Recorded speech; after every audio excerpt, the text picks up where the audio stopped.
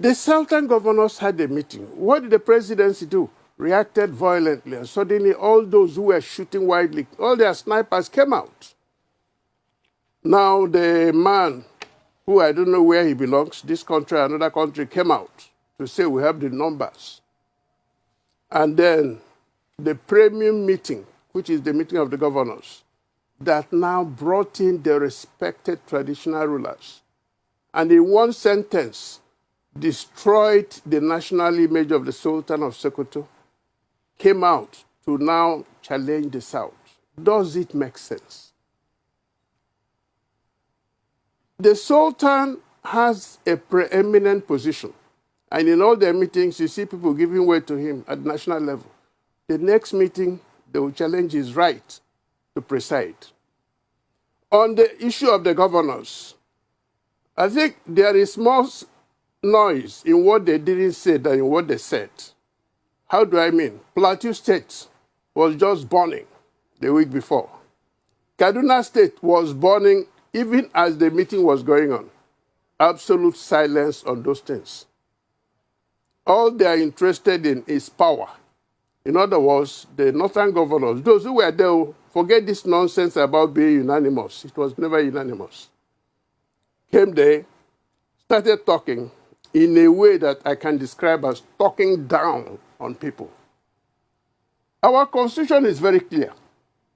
Section 15 of the Constitution, under the fundamental rights, for everybody, the non-justiciable. 15.4, the state shall have or foster a feeling of belonging for everybody. And there should be no discrimination. In other words, everybody is free to aspire. But the political arrangement of making sure that power goes round is what I would say without any fear of contradiction. PDP got it right, practiced it, which is 6 zones. APC came in with 2 zones. Even at this moment, what the northern governors are saying, you cannot tell us you must have power from there. Who do they think they are? In other words, the southern governors are less in quality than these northern governors, including Plateau State, where the governor is on one side, his people are on the other side. So let me state it clearly. Those northern governors were on a frolic of their own. They were not trying to cement the unity of this country. They were not trying to do anything to quench the dissent.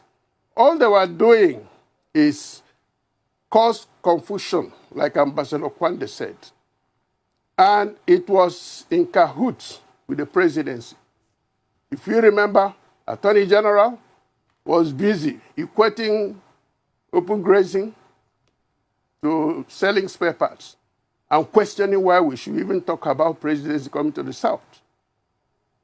And in this country, you ask yourself, is the president going to be president of Nigeria or the president of Northern Nigeria? If the president of 2023 is going to be president of Nigeria, then whatever comes around must go around.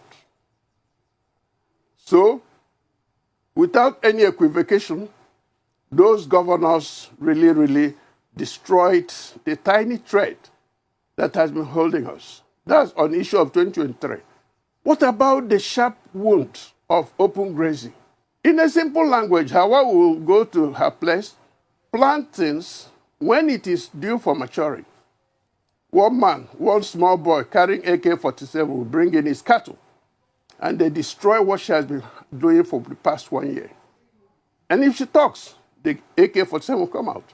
If she reports to the police, they say, well, live with your brother. That's what your president said. And the governors are there fighting those making laws against open grazing. In a situation where Governor of Kano State has said, come over to Kano, I'll give you land for ranching. Governor of Katsina State made it very clear, no open grazing in, I think, 2/3 of the state. They are all crying. Benue State is now covered in blood. Why? Because the police there will not operate in accordance with justice and equity. Taraba State is a no-go area. You kill me, I kill you. That's what they're practicing there. Adamawa State, they stand their ground. So all those troublemakers have been shifted to the south to cause confusion.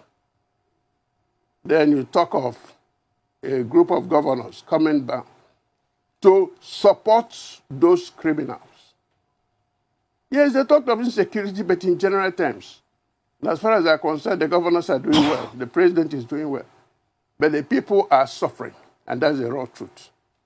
Well, let me tell you something about Dr. Chike Akoyele. I've always known him to be a perfect gentleman, a medical doctor, concentrating on his practice. And a few days ago, he held the memorial service for his wife, Dora Akoyele. And then he was killed in a brutal way. Let me just put it bluntly. He was a victim of assassination. In other words, they identified him wrongly. From what I gathered, it was a case of mistaken person. They were looking for another person. They saw him. He looked like him. That's what I heard. But whether it is him or another person, I condemn it without reservations. You cannot create life, so why should you take life? And the person who pulled the trigger probably is one layabout. And what is the situation in Anambra? Let me zero in on Anambra. The unknown gunmen, as we call them, are in action in Anambra State. And what is the objective? That there shall be no election. That's what is going on. They don't want any election in Anambra State. And those who don't want election are making the state ungovernable. All the thugs you can think of are rushing to Anambra because there is a job to be done. There is employment. And if you ask a policeman in an area, he will tell you who are the bad boys. But ask him again which of them are active now, he will tell you they're hiding. Because these current gunmen are not the ordinary gunmen. Definitely they're not Igbos. They are people who kill for pleasure. Give them money and they're happy. And when they kill, they also bring you pictures as proof. They even play soccer. They play football with human head. That is gruesome, and I condemn it. Then in the whole of the Southeast, the issue of presidency coming to the Southeast up to April was what destroyed the harmony and the peace of the Southeast. Suddenly they knew that if they didn't create this air, if they didn't create synchronized violence, then the rest of the country will flow with Southeast. So believe me, believe you me, Southeast is still a peaceful state. Every day vehicles go to Southeast from all parts of Nigeria. Every day vehicles travel from Southeast to all parts of Nigeria. And if we do that, then where is the violence? If it is not synchronized. It is targeted at a conclusion, make the East look ungovernable. Beginning with Anambra State, they want to make sure there's no election in Anambra State. And that's the whole. Unfortunately, Dr. Akoyele fell victim to this shenanigan that is going on. That is wrong. And I urge any man or woman of goodwill, please stand up and condemn it.